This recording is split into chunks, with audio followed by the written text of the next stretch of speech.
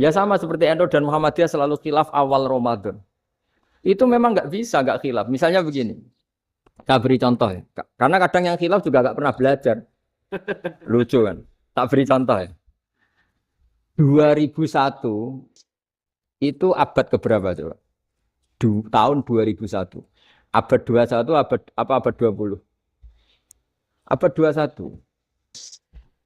Jadi meskipun terpaut 1 tahun, padahal abad itu 100 tahun. Nah, pikirannya orang-orang Muhammadiyah seperti itu. Hilal kalau sudah melewati garis ufuk, meskipun setengah derajat atau 1 derajat itu sudah ikut bulan berikutnya. Sehingga ya sudah, meskipun sekian derajat sudah dianggap Ramadan. Nah, pikirannya orang NU enggak. Harus ru'yah bil fi'li. Itu sebetulnya lagi-lagi sebenarnya enggak masalah NU dan Muhammadiyah, itu di kitab-kitab ya seperti itu. Kita ini enggak biasa goblok ya. Artinya kita yang keluarga kiai tahunya kunut mazhab Hanafi, enggak kunut mazhab Syafi'i.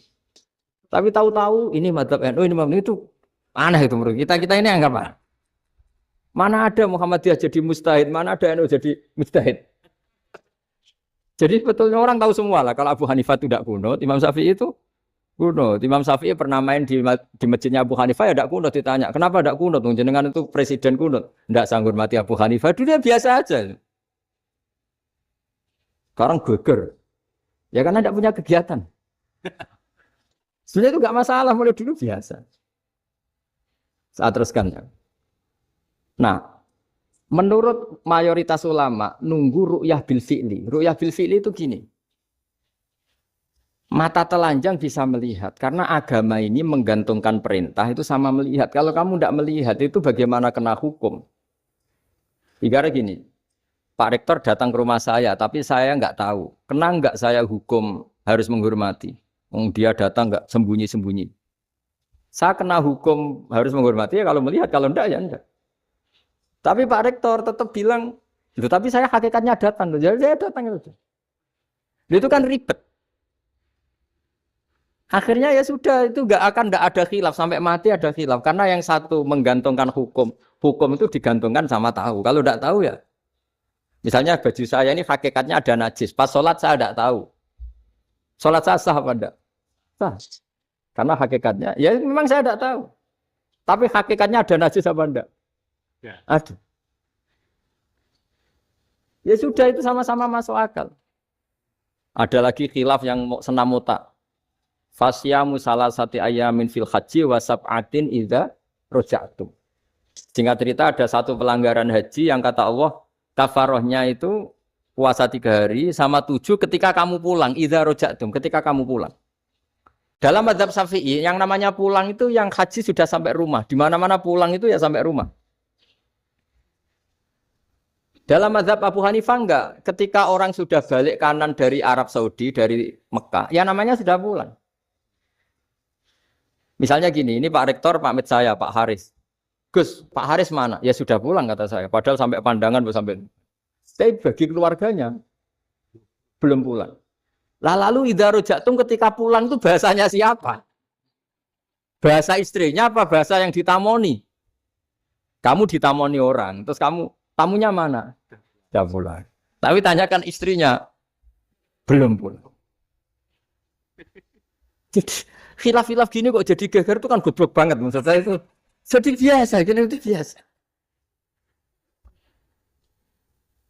Jadi ya karena memang ini bukan masalah akidah, ini masalah furu'iyah, masalah fikih itu masalah furu'iyah. Mau tidak mau harus beda. Misalnya di sholat juga gitu. Wa ayu qu'udin qu'adal musolli sokhat sholatu. Duduk dengan gaya apapun, itu sholatnya sah. Sehingga sampean kalau haji atau umroh, orang Arab itu jenenge duduk ngenak awak di kursi.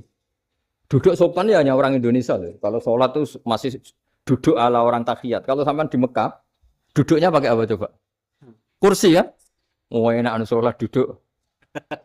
Karena memang takbirnya di fikih dengan duduk gaya apa saja sah. Makanya sengenak awak duduk di kursi. Ribet kan? Mau tidak disahkan itu namanya duduk. Mau disahkan masa iya soal Allah kok duduk santai-santai gitu. Tapi mau apa? Ini fikih. Biasa orang lagi ini fikih. Fikih itu Ya sudah ini fikih. Makanya kalau ulama berdebat misalnya Abu Hanifah berpendapat sholat itu wajib baca Fatihah apa asal Quran. Dalam mainstreamnya ya Fatihah karena la sholat lima lam yakro bi Fatihatil kitab. Tapi cara Abu Hanifah enggak. Faqra'u ma tayassara minal Quran. Bacalah apa saja yang mudah bagi kamu. Asal itu Quran. Penting gak gending Jawa, gak nyanyi lah gitu. Ya sudah mau apa coba? Jadi ya susah memang kalau fikih itu ya sudah seperti itu. Ada lagi yang masih ekstrim misalnya. Yang namanya menyembelih hewan itu gimana coba? Dari hidup ke mati, apa pasti mati disembelih? Cara madzhab Imam Syafi'i yang namanya menyembelih, itu penyembelian harus menjadi sebab kematian. Itu yang sah. Karena lagi penyembelian menjadi sebab kematian yang syar'i. Sehingga beliau mensyaratkan hewan yang disembelih ini masih punya hayatun mustaqirrah. Punya kehidupan yang normal. Sehingga kalau nggak disembelih ya hidup. Sehingga kalau ada hewan ketabrak truk kejet-kejet, mesti mati nih buat sembelih. Itu nggak sah, karena nggak usah disembelih ya wes mati kan. Karena ini hanya nunggu koordinasi Israel kan, dia kejet-kejet itu kan prosedur itu. Tapi tidak disembelih pun mati. Tapi cara mazhab Malik enggak. Pokoknya anggere jek duwe nyawa jenenge kewan urip. Dengan kamu sembelih berarti matine mergo mbok sembelih. Meskipun nanti ya enggak usah disembelih ya mati. Coba hitung secara ilmu matematika. Kalau enggak disembelih hidupnya 5 menit. Gara-gara kamu sembelih hidupnya langsung mati. Terus dia matinya, cara di persidangan, matinya disebabkan apa? Disebabkan disembelih apa kecelakaan? Loh, ya debat toh kamu. Sama-sama UMM aja debat.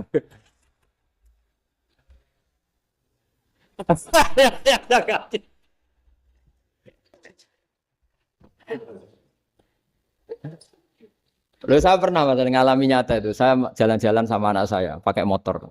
Sampai di jalan raya gitu ada ayam jago ketabrak mobil, kejet-kejet. Orangnya tanya, "Gus, ini halal tau ora?" Wis kanggo kon halal. Suatu saat dia enggak terima kan, tanya, "Kenapa, Gus?" Ya nak kiai ra pantes, masuk kewan mesti mati nek tak sembelih. Nak kiai pantes kan. Karena aku tahu kamu tuh gak kiai, mesti motifnya itu mergo jago, jajal cilik gak putak kokno. Adekan ayam itu bayi kan gak ditanyakan. Kejat-kejat mati rak lah, wong cilik wae. Tapi masalahnya ini kan jago. Eman. Tapi secara fikih pertanyaannya tadi. Hewan yang sudah tidak punya hayatun mustaqirrah, dia hanya punya al-hayat al-ittiroriyah, dia punya harokah ittiroriyah. Dia mati kejat-kejat memang prosedur mati harus seperti itu. Mbok kecelakaan kayak apa, kalau mati kan kejat-kejat dulu. Nah ketika kejat-kejat ini pertanyaannya ini kan hidup apa mati namanya? Enggak, namanya hidup apa mati? Pas kejat-kejat itu. Hidup. Cara Imam Malik itu hidup. Ya sudah kalau hidup disembelih ya halal. Karena misalnya nanti kalau nggak disembelih matinya kan 2 menit lagi. Gara-gara disembelih mati sekarang. Tetap penyebab kematian itu nyembelih. Penyembelian ini sebab kematian. Tapi kalau Imam Syafi'i enggak, cara berpikir wes nemen, paling roh besok kaget langsung mati. Kalau gitu berarti kamu nyembelih barang mati. Jadi fikih itu kadang unik. Makanya ketika ngitung fikih itu unik ya. Orang keluar mani wajib apa? Mandi kan? Terus Imam Syafi'i ditanya, kenapa kalau orang lahir kelahiran juga harus mandi? Namanya nifas. Fa innal walada waliyun munakidun. Ya, anak ya mani yang menggumpal. Bedanya apa anak dengan mani itu? Jadi fikih itu kadang lucu. Di rumah-rumah tenan juga lucu. Keluar mani wajib mandi.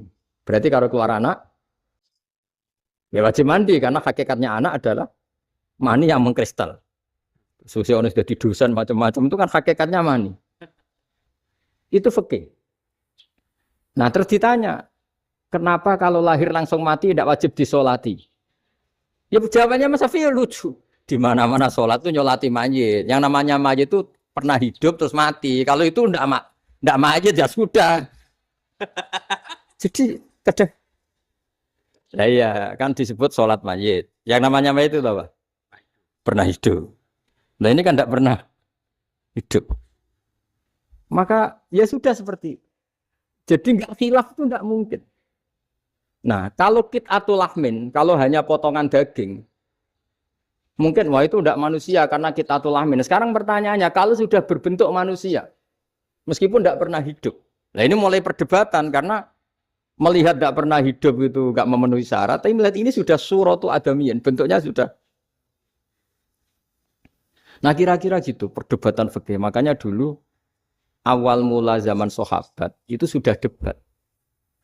Masyhur kan Nabi ada kontingen ke Bani Quraidah. Ya kalau kira-kira saya minta Pak Rektor kamu jangan kalau ke Malang jangan sholat asar kecuali sampai Tuban. Sebelum Tuban ternyata matahari mau tenggelam. Terus Pak Rektor milih, wah sudah sholat di Bulu. Padahal belum Tuban. Padahal saya bilang jangan sholat asar kecuali di Tuban. Yang Pak Haris enggak tetap sholat di Tuban meskipun matahari sudah tenggelam. Karena Nabi menyebut Tuban. Singkat cerita, zaman itu kan Bani Quraidah. La tusolliyanal asra illa fi Bani Quraidah. Kalian semua jangan sholat asar kecuali sampai Bani Quraidah. Ternyata di tengah perjalanan matahari sudah mau tenggelam, kira-kira kurang 2 menit atau 3 menit. Sahabat-sahabat, sudahlah kita sholat asar di sini. Kalau sampai sana pasti sudah tenggelam. Separuh sholat. Yang separuh enggak, kata Nabi harus di Bani Quraidah. Ya sudah nunggu di Bani Quraidah meskipun matahari sudah tenggelam. Sehingga cerita dua kelompok ini matur, ya Rasulullah kita ngalami ini perdebatan gini-gini. Di semua riwayat, di hadis-hadis sahih disebut falam yu'annif wahidan minhuma. Nabi tidak menyalahkan salah satunya atau enggak menyalahkan dua-duanya. Itu bahasa Indonesia juga ribet, yang benar gimana itu? Enggak menyalahkan salah satunya, apa enggak menyalahkan dua-duanya? Gimana bahasa benernya? Salah satunya. Salah satunya itu dua-duanya? Ya. Enggak, kalau bahasa Indonesia tidak menyalahkan Kedua-duanya. kedua-duanya apa salah satunya yang benar? Kedua-duanya. Kedua-duanya. Bahasa Indonesia itu ya kadang ruwet ya. Orang pinter kayak Pak Habibie itu namanya ya orang luar biasa. Nanti sekolahnya orang-orang idiot itu ya sekolahan luar biasa. Orang pinter banget bahasa Indonesianya ya luar biasa. Kalau sekolah untuk orang-orang yang idiot juga luar biasa. Jadi kalau dipuji luar biasa tuh gak jelas ini luar biasa ya. Gak jelas kadang bahasa kita ini kadang ya gak jelas. Nah itu gak menyalahkan dua-duanya apa salah satunya? Keduanya. Tidak menyalahkan kedua-duanya. Misalnya dibahasakan gak menyalahkan salah satunya, benar apa salah? Benar. Benar, ya sudah benar semua. Jadi itu bukti bahwa ijtihad itu boleh. Seorang lagi bukti bahwa ijtihad itu boleh. Padahal ini jelas yang satu harus sholat asar, padahal matahari sudah tenggelam. Makanya di antara fikih unik itu begini. Saya ulang lagi fikih unik. Saya menyaksikan betul ketika ada orang tanya Mbah Mun saya ini Kopassus. Kadang latihan itu sampai waktu zuhur habis. Saya harus bagaimana? Gayanya Mbah Mun itu unik. Sementing ojo ngosor sholat. Engko yo niat jamak. Atok kodok katanya. Singkat cerita terus orang ini diskusi sama saya karena ini ya alim pernah mondok. Kenapa qashar tidak boleh? Karena qashar itu ekstrim, merubah bentuk sholat dari 4 menjadi 2. Maka alasannya harus jelas. Harus jelas itu orang yang latihan di Kopassus itu kan dia sudah berasrama di situ. Berarti dia sudah tidak musafir karena asramanya di situ, sudah mukim. Kalau dia qashar itu merubah bentuk sholat dari 4 menjadi 2. Merubah itu ekstrim. Tapi kalau dia qadha itu hanya mengakhirkan sholat dari waktunya. Kira-kira kalau kamu jadi malaikat, ekstrim mana? Merubah sama menunda? Ekstrim merubah kan? Karena 4 menjadi 2. Terus ojo jamak takdim, tapi jamak takhir. Itu juga penting. Bagi pengkaji fikih itu penting. Kalau jamak takhir itu salah-salah sidik ora pati popo. Kenapa? Kan mirip duhur kodok. Kalau jamak takhir kan. Tapi kalau jamak takdim asar kok di waktu duhur ekstrim mana? Perubahan takhir sama takdim itu ekstrim mana? Ekstrim takdim karena melakukan sesuatu belum waktunya. belum waktunya. Jadi itu memang, ya memang tadi, kajian-kajian fikih itu memang unik. Karena bagi ahlinya, saya ulang lagi, tapi ini saya ulang lagi bagi ahlinya. Makanya ketika Nabi menjamak sholat ketika nusuk, ketika haji itu, kata Imam Syafi'i, lis safar. Karena Nabi pergi jauh, karena rumahnya Medina. Tapi resikonya fatwa itu adalah orang Mekah nggak boleh jamak, karena kawasannya nggak sampai 90 kilo lah kalau sekarang mungkin. Tapi kalau tahu Imam Malik enggak, jalin nusuk sehingga orang Mekah pun yang haji ya boleh jamak karena alasan jamaknya karena nusuk, karena haji bukan karena jarak. Terus diteruskan lagi. Kalau karena pergi boleh jamak, memangnya pergi itu kenapa? Karena repot. Nah, itu masalah kan masyakoh. Nah, terus mulai ada orang-orang yang ngawur kan resepsi jamak, ribet. Wes resepsi duit utangan kan capek. Wah, itu sudah jamak. Ribet kan. Jadi kalau sudah illatul hukmi itu sudah mesti bikin masalah. Kalau sudah illatul hukmi itu pasti bikin masalah. Nah, pertanyaannya, jamak itu masih gampang karena bentuknya sholat masih 4.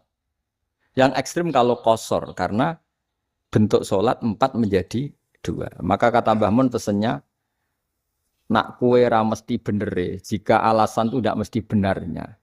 Pokoknya sementing tidak qasar kan. Juga tidak jamak takdim karena qasar ini kan merubah bentuk sholat kan ekstrim.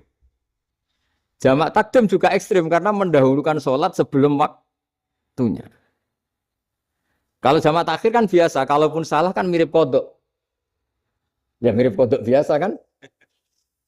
Nah ini saya cerita, jadi fikih itu bagi ahlinya itu memang punya konsekuensi yang seperti itu.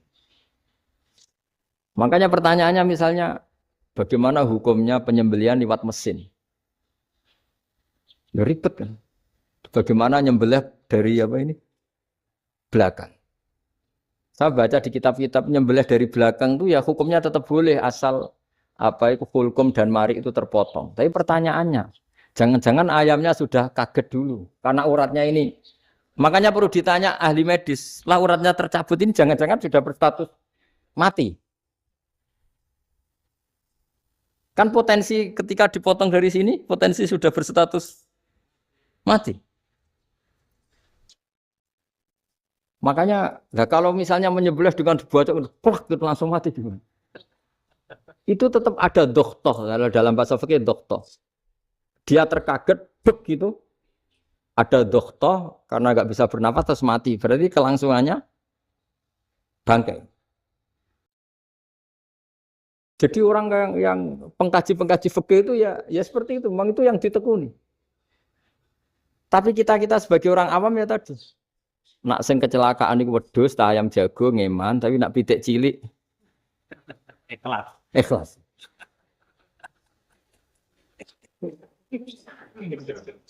Makanya ada pertanyaan orang-orang, saya pernah ditanya itu ya bingung tenan. Gus, kalau ada orang mati oplosan misalnya, jenengan datang sholat enggak? Ya datang sholat kan dia orang mukmin, saya tetap sholat. Kenapa? Ya kan matinya oplosan.